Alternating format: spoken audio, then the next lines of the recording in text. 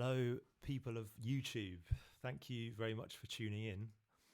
I don't know how many people are here, but yeah, so I tried to put the link up on social media, but I don't think it's actually worked. So anyone who's actually found me on YouTube, that's brilliant. Thank you very much for doing that.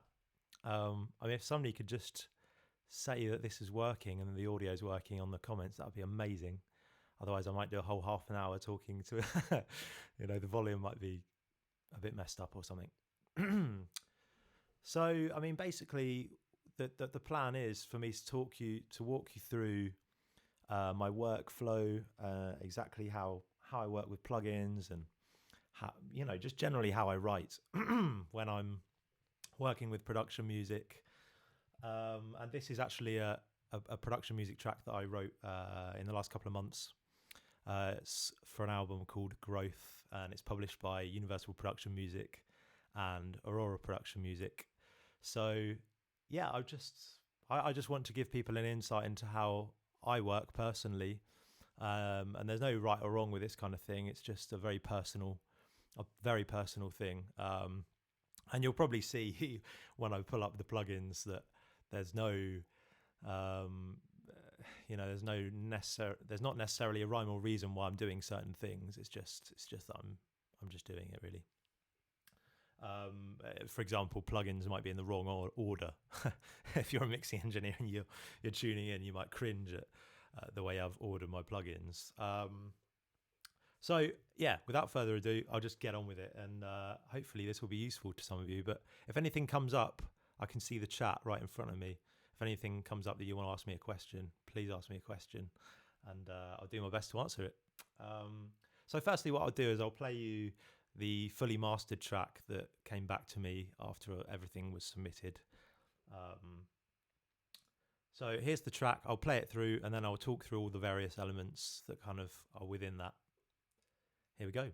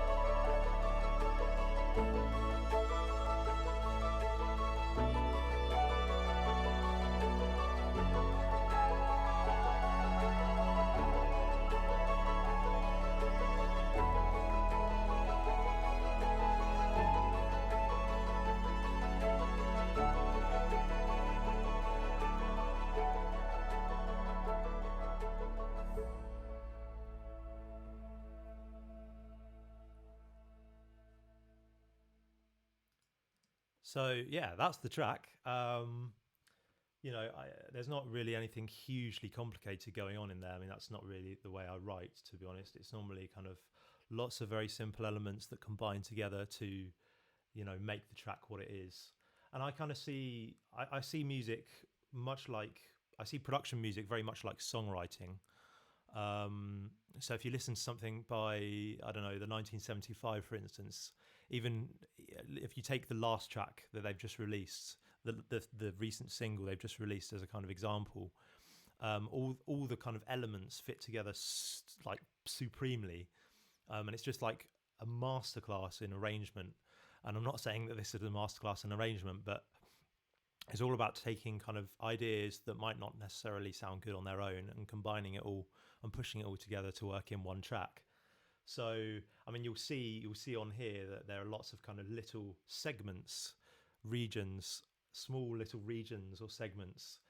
That's just how I like to write, and also it makes it a lot easier when you come to edit it, because I don't know.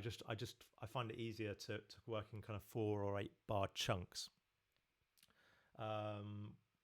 So let's kind of break down the track, and I'll start with synths, because I think that's where kind of most of the track stems from. The kind of core of the track is built around the synths, and that's actually what I started with. I started with this very simple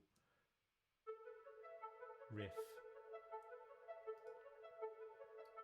which is actually a Slate and Ash Aura's synth, and you can see that I've messed around with the kind of the modulation matrix. I mean, a lot of this stuff is just at random. And that synth line actually just goes on for ages, the whole track. So you'll see that there are lots of things messed around with in here, and what I'll do is I'll play this kind of 4 bar loop here. I'll quantize it and get all the velocities the way I want them, and then I'll just put it on loop, and then so I don't have to play anything whilst I'm fiddling with the settings and the synth. So whilst it's looping round constantly, I'll just dial in the settings on the synth. Otherwise, it's just too hard if you're trying to play it and mess around with stuff on the screen. So I'll do that, and then I'll start kind of layering all the synths up. So then I would layer it with this kalimba synth, which is also in Auras. Now you can, I don't know how well you can hear that over YouTube, but it's just adding something underneath it. It's like a kalimba kind of bleepy thing. Just literally playing exactly the same part, just copied and pasted. One thing I would say is just don't worry about copy and pasting. It's not like a musical crime or anything like that. Okay, thanks, Ruben. Yep, all right, got it. Yeah, it's not like a musical crime to loop stuff, so don't be afraid to do that. And I'll move my mic closer to me so you can hear me a bit better. So yeah, so that's double. That synth is double with the main one, and then you've got this overtones thick thing, which is just like bop, bop, bop, bop, bop, bop, bop. Slightly out of tune as well, just to give it some added flavour. So you've got a bit of pitch drift on there, so the pitch is kind of drifting occasionally. So all of those together basically form the entire track. So that runs through the whole track, just that bub, bub, bub, bub, bub, bub, bub. And then it's all about kind of the way the chords change underneath it. And when you're writing for TV, you really want to it took me years to get my head around this, but you kind of want to write neutrally if you can. And the way you want to do why you want to do that is because you want to exploit it to the maximum when you put it on, when it gets synced on TV. So if the editor's got kind of a big open landscape shot that they want to fill with music, something like this could work over it. But also if it's something kind of maybe a bit more somber, it can work over that as well. So it maximizes the sync usage. I'm not saying this is overtly neutral, but I would say it's kind of positive neutral. That's what I would say is. So the track is built around these 3 synths. And then you've got the chords changing in the piano. The chords come in quite late actually in this one, with a left-hand piano.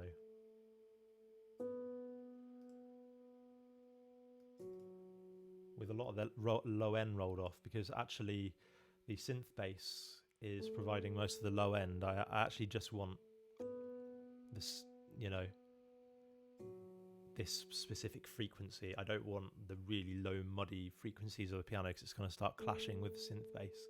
So I do tend to roll a lot of low end off pretty much everything that isn't the bass. Whether that's right or wrong, I don't know, but that's just the way I do it. And also another trick that I use is to actually layer two pianos, one where the left hand piano is completely different to the right hand piano. I know that sounds a bit bizarre because in real life you'd never be able to do that, but that's the magic of writing in a DAW. You don't have to worry about what's real, or when you know it's not going to be played live, for instance in this case. You can basically do whatever you want. So in this case I've got James Warburton, my friend James Warburton kindly gave me a sample of his home piano. So that's doing the right hand chords.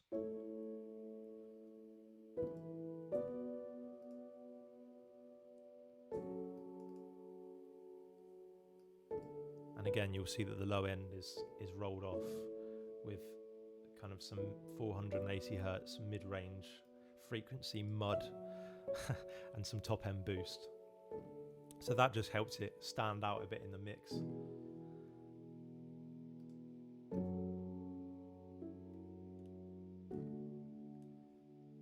Really nice piano, really nice and soft, and just seemed to work really well in this particular mix. I mean, it's a really gorgeous sample, but it just really, when I started playing those chords, I was like, wow, this is going to work, I think.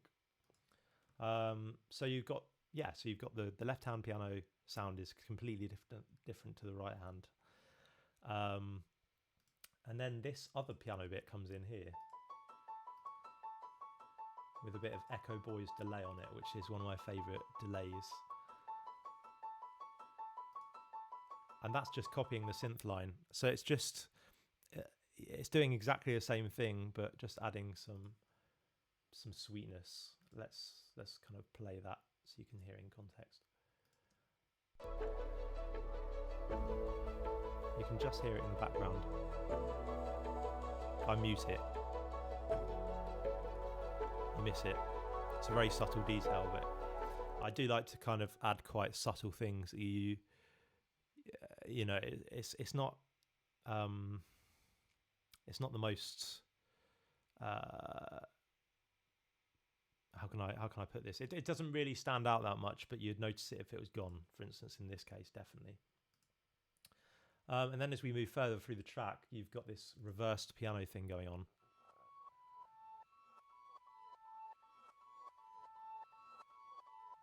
Which is exactly what the synth's doing earlier on. It's that, no, actually, it's just the other way around. It's kind of inverted. The sequence is inverted and slightly slowed down. And then I've just reversed it, and that's a really good transition.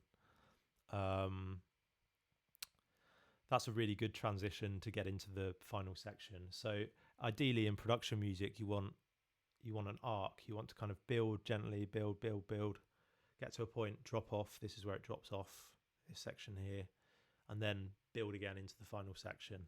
And actually the brief was the final section, it should just come straight in. There should be no build from the final section onwards to the end. It should just come straight in. And then you've just got the final section playing the chords again. I've got the Warburton piano playing the chords on a different track. Don't ask me why it's on a different track. Sometimes I just like to duplicate the track and might have a different EQ on it. Slightly different EQ maybe.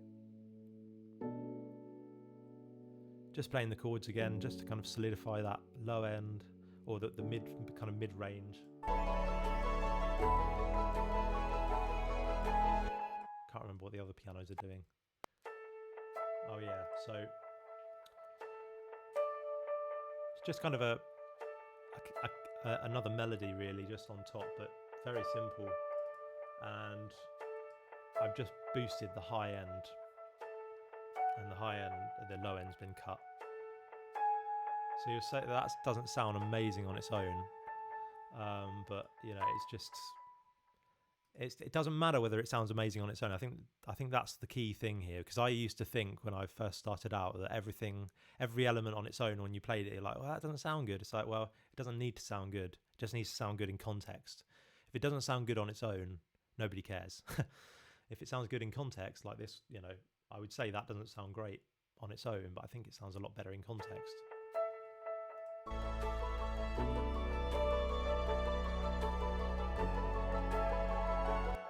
If I show you what that piano sounded like with no plugins on.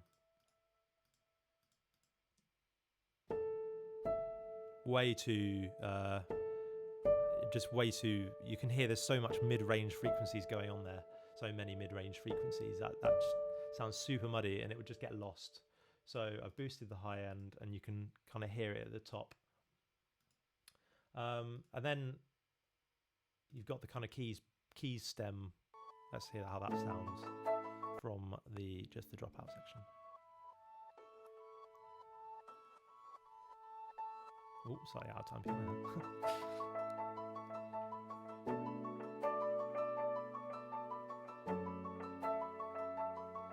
So you've got this piano, this bub going as well. And a plugin that I really like to use is the UAD Pultec. So I'm boosting again at 5 kilohertz and attenuating it slightly. And I don't ask me the the scientific reason behind why you'd boost and attenuate, but for some reason on this specific plugin, when you boost and attenuate at the same time, it just adds something sweet to it. I don't ask what it is because I don't know, but it sounds good to my ears, so I just keep doing it over and over again. And that's what it's designed to do, basically. So let's move on to another section. And again, if you've got any questions, just shout. Thanks, folks. The session is neat and pretty. Yeah, I find it really difficult to work in messy environments. So I do try and keep the session as neat as possible. How about we move over to the percussion? So this bit here, I was down in Devon, really a nice place in Devon. Yes, I'll move my plugins over to the left. Sorry, folks. I was down in Devon last year, around this time last year, and there was a grand piano in this country house. So I took my Zoom handheld recorder with me, and I recorded this sustain pedal. It just literally lift, like depressing and lifting the sustain pedal. And I just really like the sound of it, and I thought it kind of added a kind of snare-like quality to this particular piece.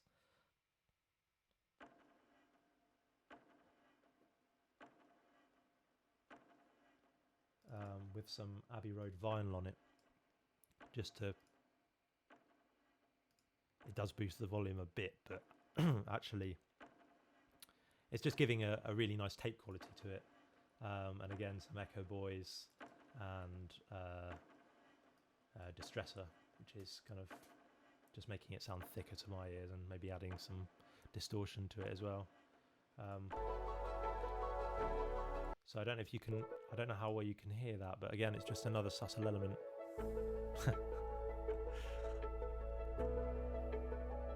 Can you hear it? It's just there in the background.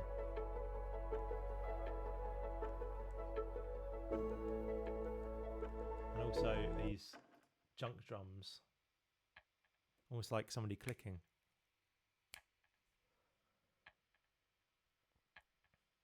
So that is literally not doing anything else. It does exactly the same thing throughout the whole video, throughout the whole session.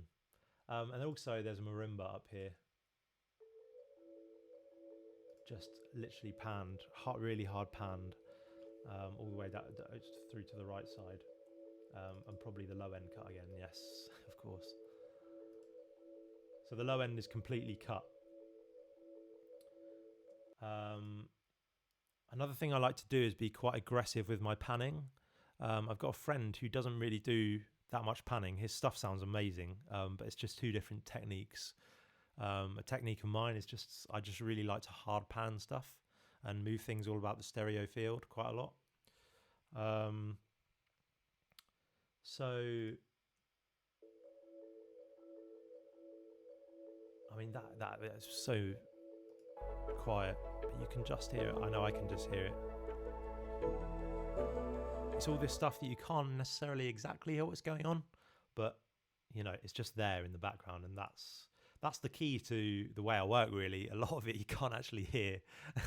So, yeah, it's just how it is. So, spring, let's have a look at that. This is from, hold on, where are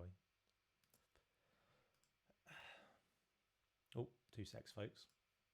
First technical issue of the day. There we go. Yeah, so this is from Epic Percussion. This is just a spring. It's a really kind of Thomas Newman sort of effect. Good one, Luke. Thanks a lot. It's a good kind of effect just to get you into new sections. So I kind of use it like a cymbal swell. And again, very quiet.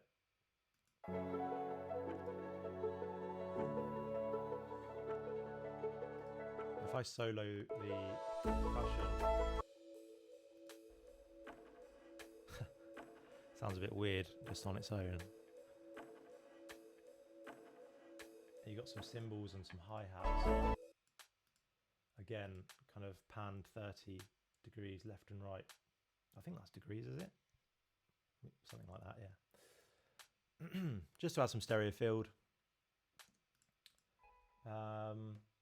So I realise I'm kind of jumping about fairly randomly throughout this. Probably should have worked down in order, but I didn't. So let's come to look at the long strings. That's the short strings as well. So one thing I really like to do to my short strings, and I don't know if anybody else, does this, but I like to put Sound Toys the Radiator plugin on there. It kind of just makes them sparkle a bit more in the mix. Just gives them a harder edge to the tone quality, and also there's some Sound Toys Devil Lock on there as well, and a Margi Q, just giving the top end some boosting, EMT reverb on there, and a gain just to bring up the gain of the track, really, the stem.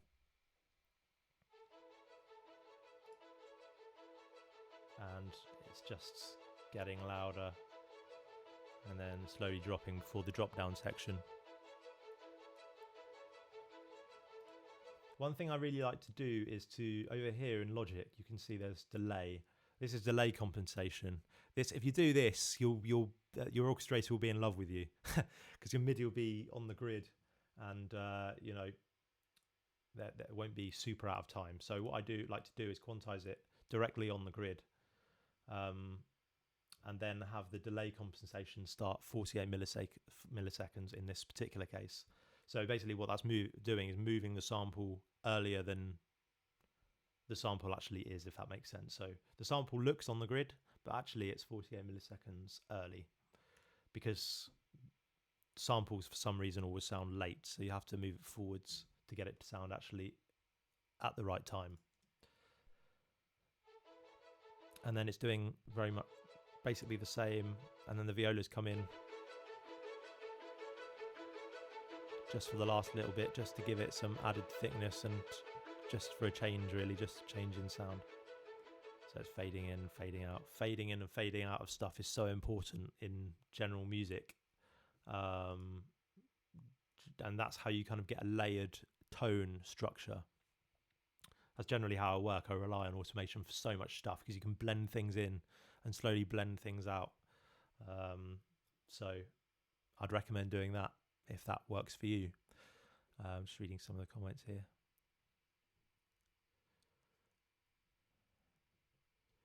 No, it's not Una Corda. It is James Warburton's piano and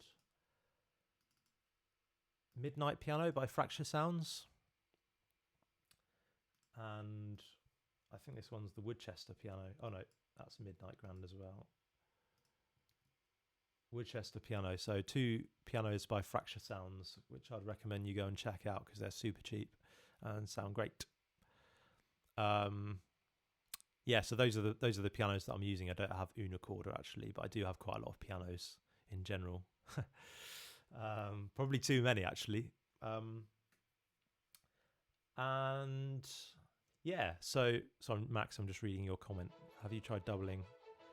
I don't have the performance sample short strings, and I was so close to buying them, but then I realised I probably didn't need any more strings, so I didn't. So those are the short strings. And then I've got this kind of British drama toolkit from Spitfire doing kind of ricochet, which is kind of the bow bounces along the strings. Oh, it says instrument not initialized. Don't know what that's about.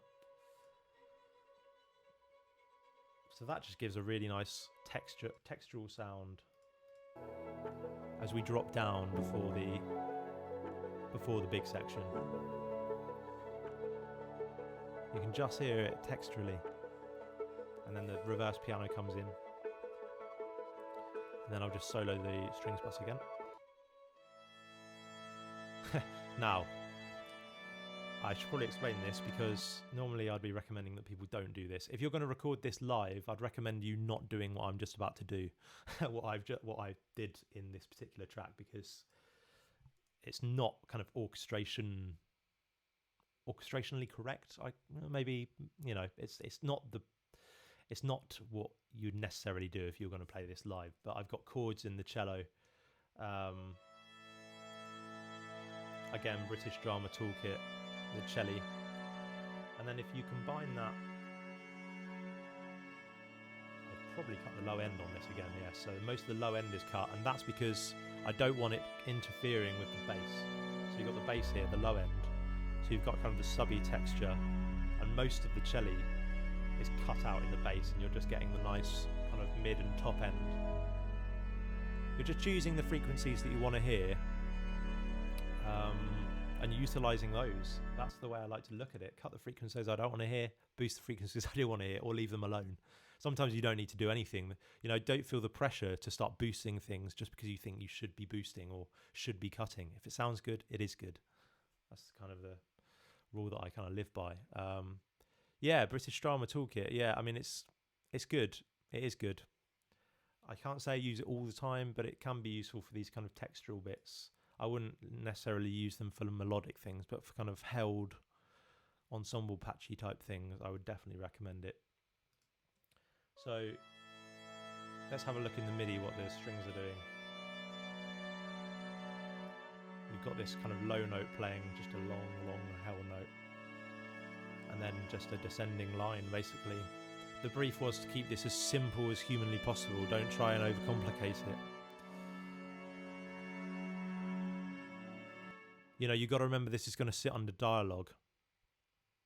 This is going to sit, you know, under people talking. There's going to be talking over your music, which is just bloody rude, to be honest. I mean, and then there's, you know, the low cello stuff going on. So yeah, that's kind of what the strings are doing. And then again, I'm using kind of different plugins on the group stem to glue it all together. So I like to do kind of surgical EQ on the individual tracks, and on the group buses I will do a lot of processing just to make sure everything's glued together. So that's where most of the processing takes place, is on the group stem. Like for instance, we're on the long strings.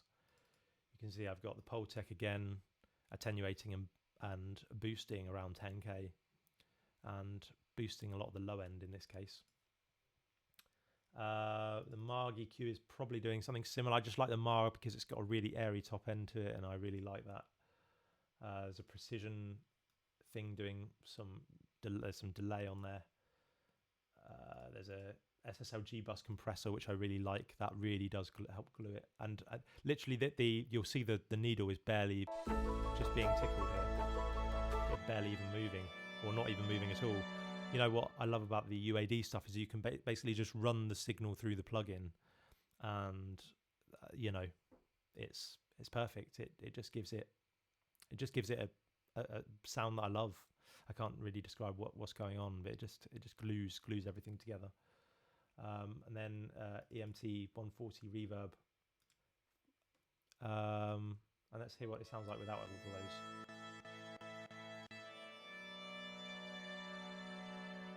A bit thinner, a lot thinner sounding.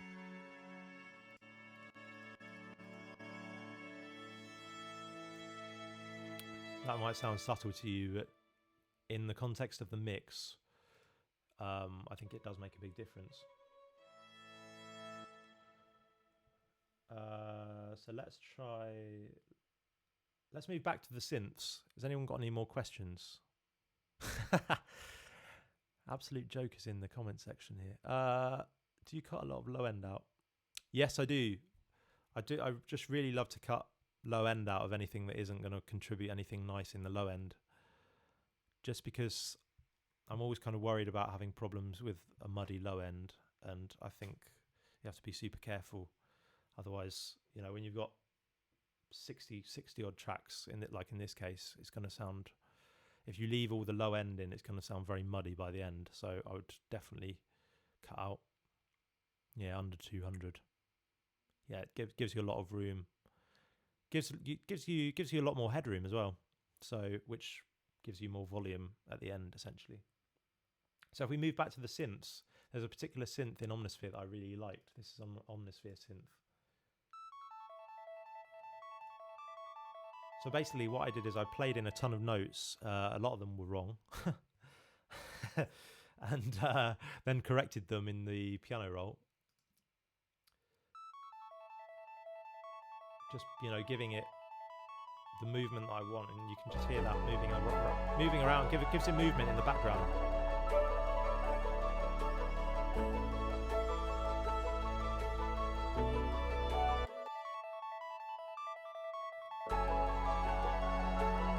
Again, that's a lot of the high end is being boosted on that. I always kind of use the Marg just to any high end stuff. I just go straight to the Marg, and you can see some pretty brutal boosting going on in the top end gain. So that that there's not a huge amount of movement. It's a very kind of chordal structure. This, so you need just little things like that, just to bring it to life and help keep the track moving. Otherwise, it can get very boring very quickly. Otherwise, what other stuff we got going on?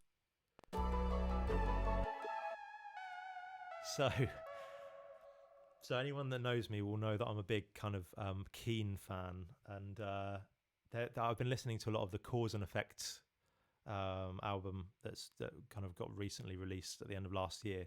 And there's a bit in The Way I Feel where it's like this descending synth line with just a shit ton of vibrato on it. So I kind of took that and I was like, wow, that's the sound. That's like almost like the sound that they used. So I shoved that in there and some Valhalla vintage verb. I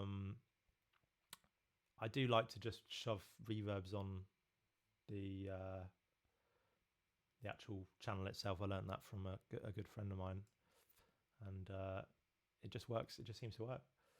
And that's panned off over to the right at about 50 degrees.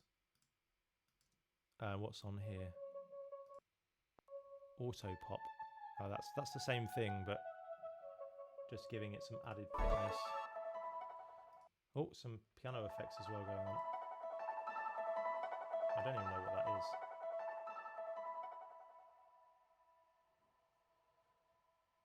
Oh, hold on. Spinning wheel. Okay, that's something in cycles. It's a good instrument by Slate and Ash. The Logic Exciter, yeah, I don't really tend to use that very much, but I know it's good. There are some things I can't remember what things are. The Invada strings, what are they? Okay, so just another string, kind of just adding. There's another kind of tip that I got from Keen is there's a lot of stuff going on in the texture that you just in the mid range that's just really filling out the track. You can't necessarily hear it, but it's just adding inner lines to the track.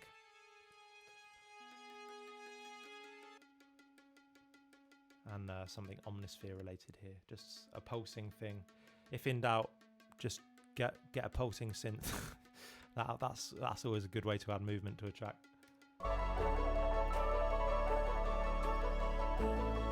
So here's the synth stem on its own. Got the Keen stuff coming up. There we go.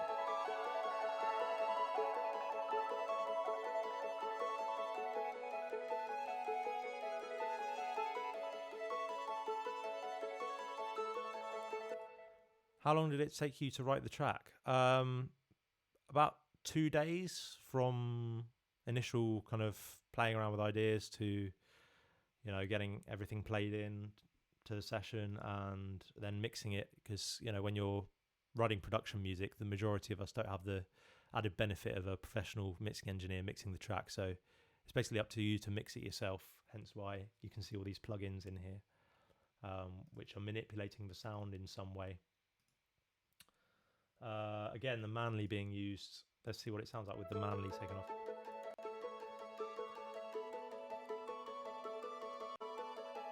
It's very subtle, just adding some sheen to it. You can hear those piano effects coming in.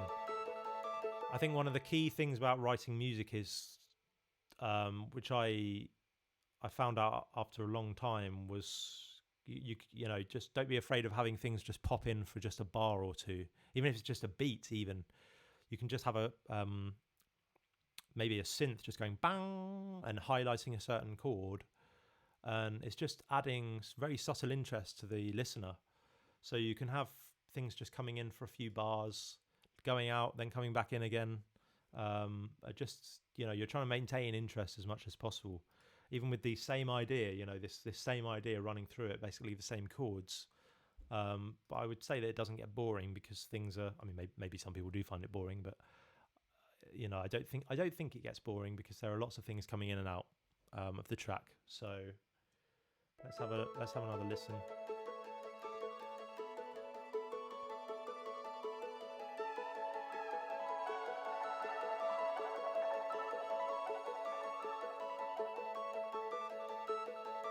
And the auto pop is panned completely in the other direction. So you've got a stereo. You've got the kind of left and right thing going on, just to boost the stereo field again. Let's take a listen to the pad stem. How long have I been going on for? Oh God, sorry, I was only going to go on for half an hour, but I'm actually approaching an hour here. I'm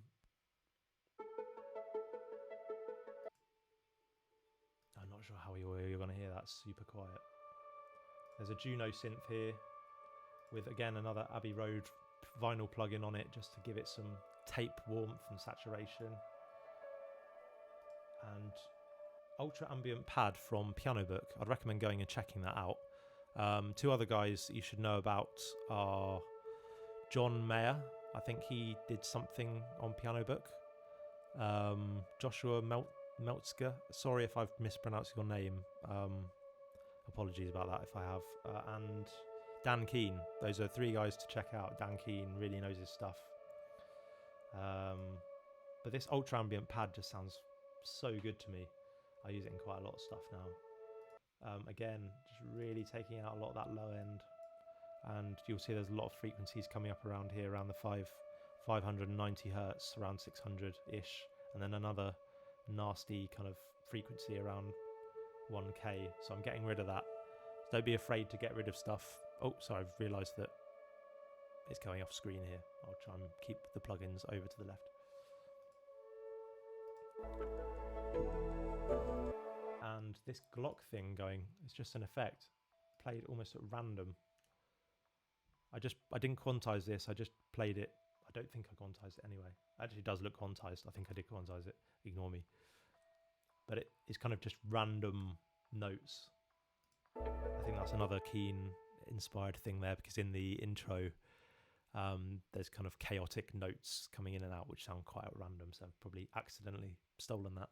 Well, not stolen it, but been inspired by it.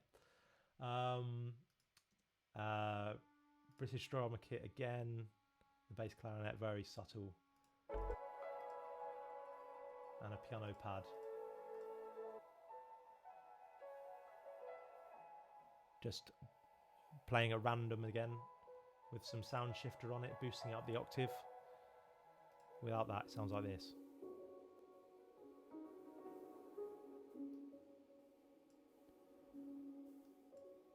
Not sure if you can see that plugin. So yeah, boosting up the octave, and then it sounds like this. Oh, sorry, not quite up the octave, 10 semitones. So yeah, just the pads, and you'll see with the automate, the way I automate is you've got things coming up at different times So things will kind of blend in and out of each other. That's how you get that kind of textural vibe going on. So I'm just going to have a look at the questions here. Yeah, Carol. Yeah, there's definitely Keen in there. Are you mixing as you go? No, I do mix as I go. I for some reason I just can't bear to hear stuff really like super muddy. So I will kind of do a rough mix as I go, and then right at the end I'll do a proper mix where, you know, I will start adding more plugins and adding more plugins, particularly on the group stems. So I'll do that last. I always add the plugins on group stems like strings or synths last. How much trial and error? There's so much trial and error. When I'm writing a track, I don't know how other people write tracks, but I have this like enormous sense of terror that I don't really know what I'm doing half the time, and I don't really know what I'm going to play or how it's going to sound until my hands hit the keys. So it's entirely trial and error. I think people have this kind of idea that you know exactly how it's going to sound before you sit down. I mean, I've got a rough idea in terms of reference and how I want, like, say if I want some Keen references going on in there, but in terms of the actual notes, I have no idea how it's going to sound until it's been played. Is it Meltzer? Okay, Joshua Meltzer. Thanks Lionel. So yeah, it's very much trial and error. I have no idea how it's going to sound until about kind of 50% of the way through. Maybe no, probably about 25 or 30% of the way through the track, when I begin to get a chord sequence going and I know the direction, and then you just you feel a bit calmer that things are going in the direction that you want to, and it just goes from there. So yeah, back to the automation, you'll see that I'm using a fair amount of volume automation just to get things to sit. This Blooms pad just rises in volume, gets to a certain point. Hold on. I think that's another Aura's thing going on there. So it's just going in and out. And Scary Strings also coming in and out. That's how you get the textures. That's how I do it anyway. I don't know how other people do that. Do you get your final mixes mastered? Yes, Colin. I think that's Colin. Yes, Colin. I do. Generally, most production music houses will master your stuff. So, yeah, I think generally most of the time people are mastering your work. So that definitely helps, because it definitely makes it a lot thicker and definitely makes a huge difference to the low end, especially on this track. The low end was made so much more thick. Hi, Rob. Thanks for tuning in. James, yes, the stream will be available hopefully for eternity afterwards. Thanks for tuning in. So that's kind of the pads. This is Dan Keen's thrumming textures, and again, more like seriously cutting out the lower end, even up to 700 hertz here. No, I haven't. What is that hack to turn all the plugins off and on? please let me know. And then just boosting some top end here around 2K. That's just adding texture in this drop down section again. Panned off slightly to the right. Really gorgeous library. And Mandolin Swarm, which I tend to use quite a lot. Just playing the chords, just giving it some texture under there. And the bass, it's an ES1 bass with UAD's sub-synth on it. I always use this plugin, it's absolutely incredible. Just adds so much oomph to the sound and punch.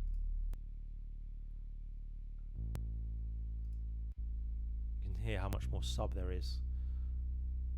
If you're, depending on what you're listening on, if you're listening on a phone, you're not going to hear it, but if you're listening over headphones and monitors, you should hear the added sub. And on the bus, the bassist bus stem, I use the UAD Studer, which I just find absolutely incredible to make things sound thicker and just added tape warmth. So you'll see I'm slightly boosting the input and cutting the output. That will should give me the same level. on the way out. Hold on a minute. Just reading the comments. Yes, Colin. Dallas, how do you decide which style of track needs to be written? Well, the brief is set out by the production music company, or you can kind of talk it through with them, the direction on what you think it should be. For this, it was kind of positive, uplifting tunes, but not going over the top or making them sound too cheesy, and keeping it simple. Keeping it simple, like I said earlier, was the key to this, and thinking about the end result, i.e. making it super useful for editors and anything that's going to help it get TV usage. And luckily this album has begun to get syncs in the last since it was released a couple of months ago, mostly in America, so that is good news. Yeah, I'm not sure what else there is to show. Is there any other questions that I haven't? So yeah, I mean, if anyone's got any more questions, just shout. But I think I'm just going to play it through once more from start to end, and then I'll just do a quick outro. Here we go, folks.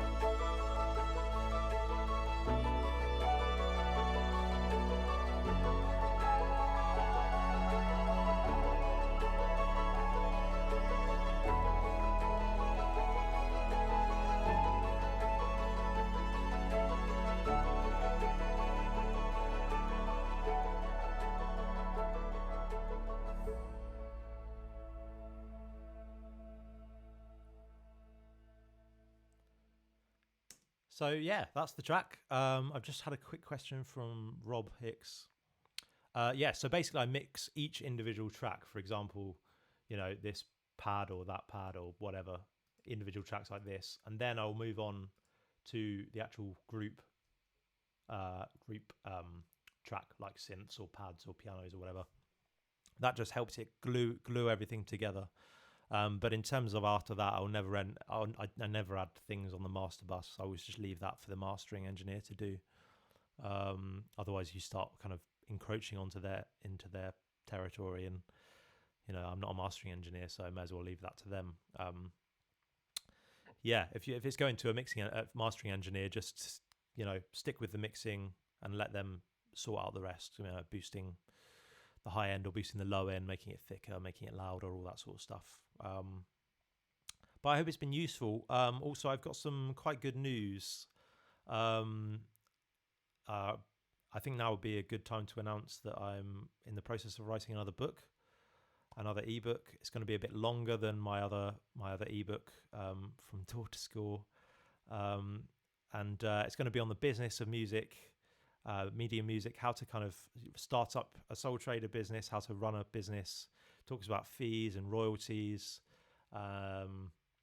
composing workflow, orchestration, copying, and music preparation, and how to get work, things like that, which I think would be really useful to kind of people starting out, just coming out of university, but also just anyone who wants to start their own business in music, or just wants to find out about it, or on the other hand, anyone who already is in the business and just wants to gem up on some skills, because I think there's some things in there from Women's Noon. That's it. That's what I should call it. I hope you're not going to ask for royalties there, Rich. So yeah, and also what I'm doing, I don't know if there's anyone here who would like to buy my From Door to Score book, but if you use the code livestream20, it's down in the description. That will give you 10% off my current book, and keep up to date with more book news. I'm hoping that it's going to be out in the next month or two, and I'm really excited about it all. So thank you very much. Thank you very much for tuning in, folks. I think it's been, well, I hope it's been useful. I mean, I've really enjoyed it. So feel free to subscribe. Please subscribe. I'm trying to build this channel. Please share with your friends, and rewatch it, as it's going to be up, hopefully forever. So thanks again, folks. I'm going to end this live stream now, but thank you so much for tuning in. It's been a real pleasure. I'll be back soon.